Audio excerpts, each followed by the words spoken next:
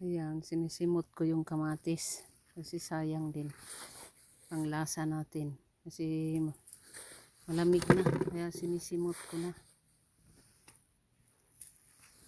Ay, meron pa naman. Sinimot-simot ko na. Good evening pala sa amin dahil meron pa kaming mga bunga ng kamatis. So, halus-halusin ko ng hanggang sa madilim, kung hanggang saan to. Basta kuhanin ko na to.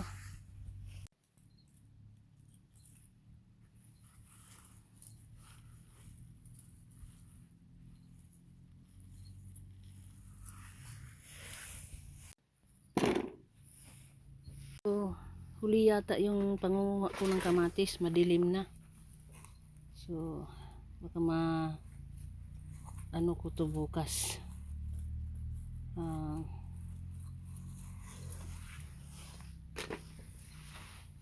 Ipagpatuloy.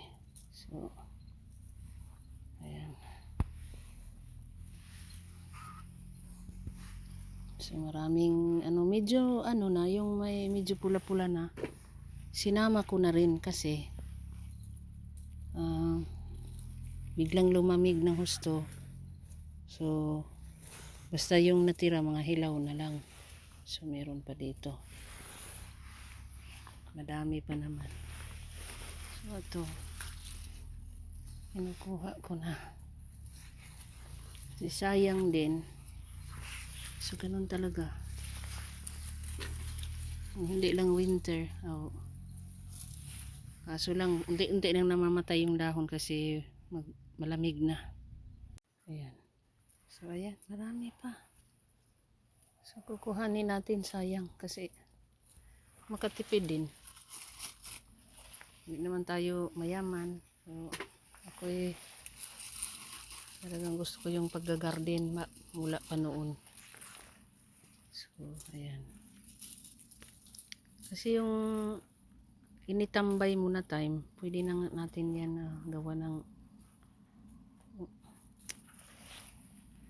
pagtambay-tambay. O, itanim natin.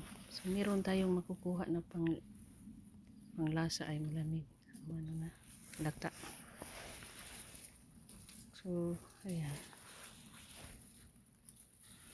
Marami pa.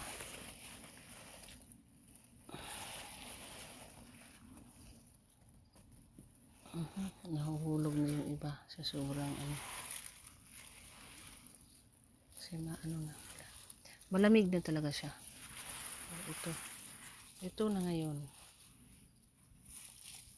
Ay pa yung kamatis niya kaya hindi ko hinayaan ko muna yan para meron pa ako makukuha. Baka mga ditong week na pang last na lang.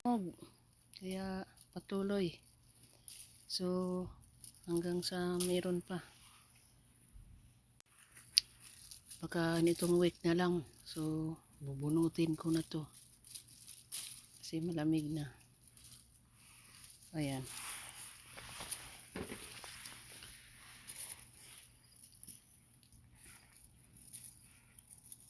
Iba kasi ako pag nag-garden, araw-araw talaga yung dalaw ko sa garden. Minsan, pag wala, kinabukasan, basta lagi-lagi akong nagdalaw. Dilim na, ayan o, kaya ayan. Meron pa.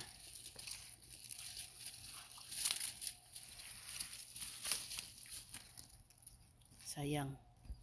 Ayan, meron pa dito. Kuhanin yung iba kasi hindi ko na makita. Madilim na.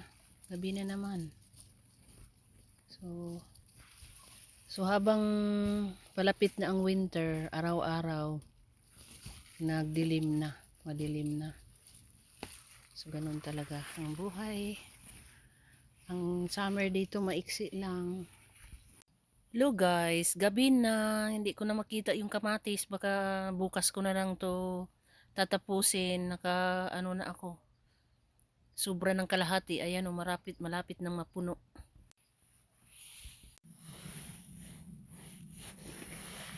Kuha ko malapit na mapuno. So, ayan o. Sayang kasi gabi na.